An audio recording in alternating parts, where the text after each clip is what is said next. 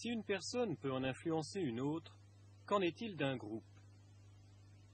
Selon les chercheurs de Meru, et d'après les résultats étonnants d'une expérience effectuée en 1984 aux États-Unis, il suffit que 7000 personnes pratiquent ensemble la technologie Maharishi du champ unifié en un même endroit pour qu'apparaisse un plus grand équilibre dans la nature et pour que la paix dans le monde devienne une réalité concrète et durable.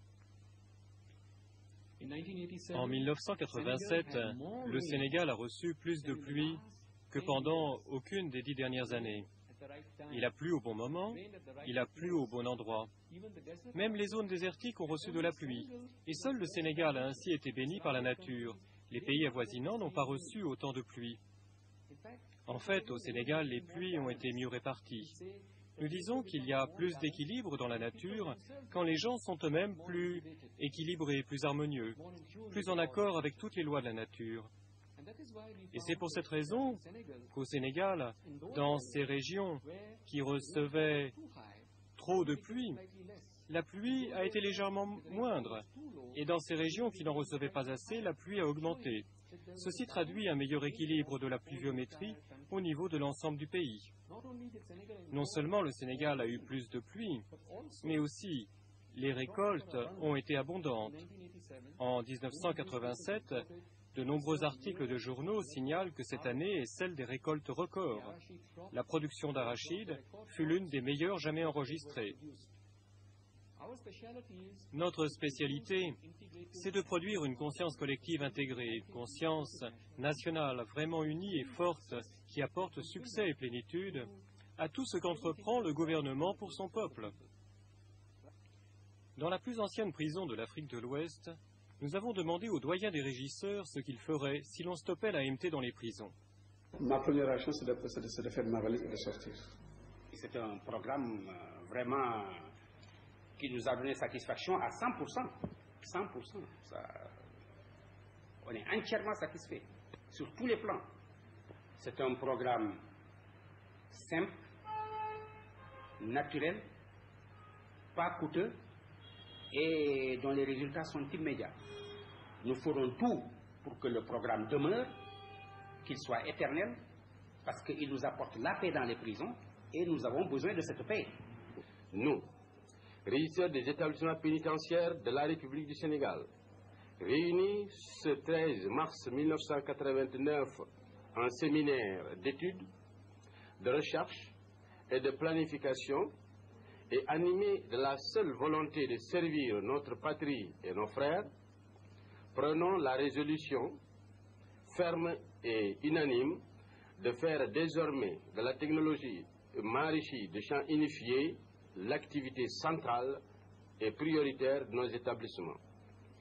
Et demandons l'introduction de la dite technologie dans les programmes de la formation du personnel pénitentiaire à l'école nationale de police, la création de postes de professeurs de technologie Maharishi du champ unifié, la mise à l'étude d'une procédure de réduction de peine à l'intention des détenus pratiquant régulièrement et sincèrement la dite technologie. Et nous recommandons que la technologie Maharishi du champ unifié soit enseignée dans nos écoles et universités dans le but de traiter et de prévenir les différentes formes de délinquance juvénile, de toxicomanie et de comportements antisociaux. Enfin, nous décidons que cette résolution soit adressée, signée par nous, au ministre de l'Intérieur, M. André Sonko, pour prise en considération immédiate.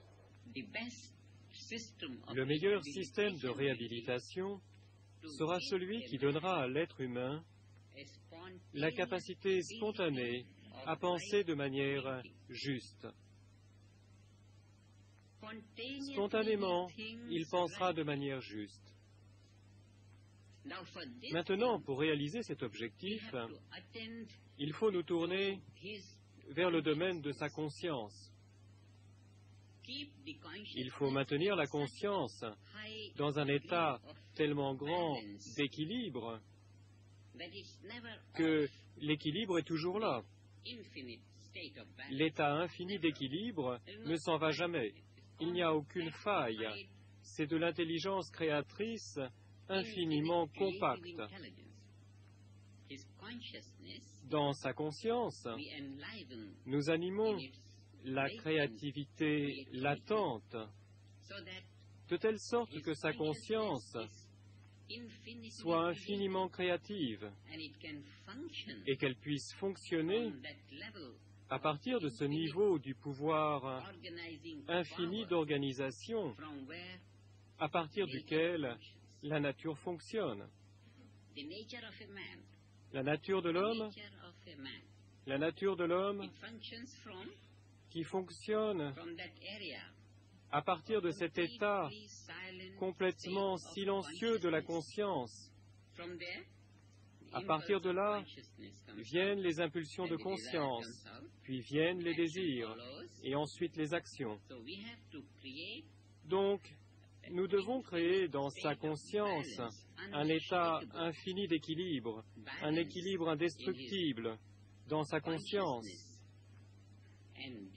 Et alors, quelles que soient ses pensées, il ne sera jamais en dehors du droit chemin. En aucune manière, il ne fera d'erreur. Il ne fera jamais d'erreur, ni pour lui-même, ni pour aucun aspect de son environnement, ni pour quiconque.